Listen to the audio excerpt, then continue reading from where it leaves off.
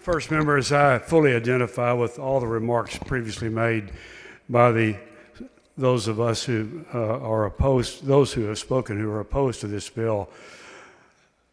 My colleague, Mr. Turner, pointed out that this bill is really a solution looking for a problem. And whenever you have a bill like that, all kinds of collateral bad things happen.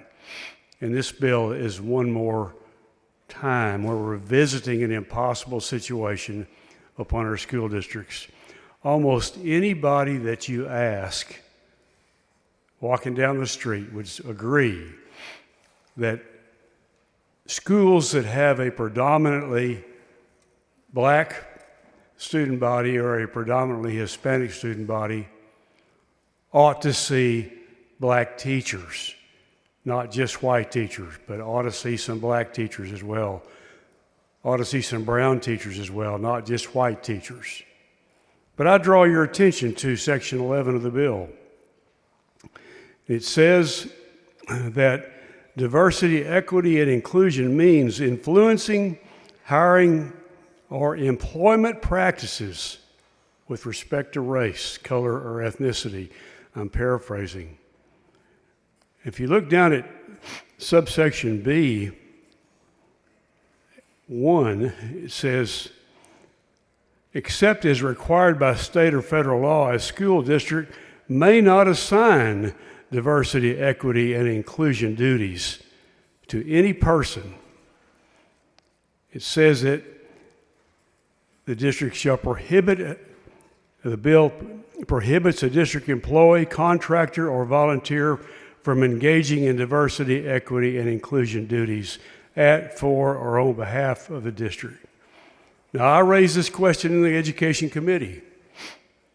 How then are you going to assign black teachers to a black school to make sure there's enough black leadership in that school for black children to see? How are you going to assign brown teachers to a Hispanic school to make sure those students see somebody that looks like them part of the time during the day?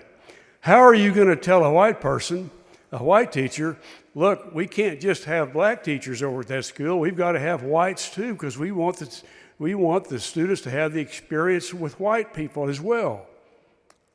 You can't. It's against the law because this bill makes it against the law.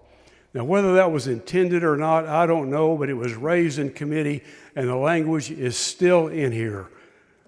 A solution looking for a problem causes multiple unintended consequences.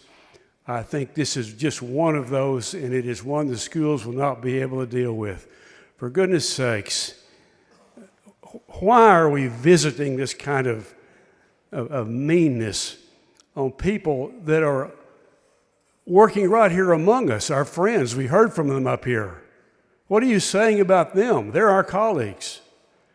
What are you saying about our public schools when you add one more burden to their situation and give one more reason for somebody to file a lawsuit on the basis of what you're calling a parents' rights bill? I urge you to vote no on this bill.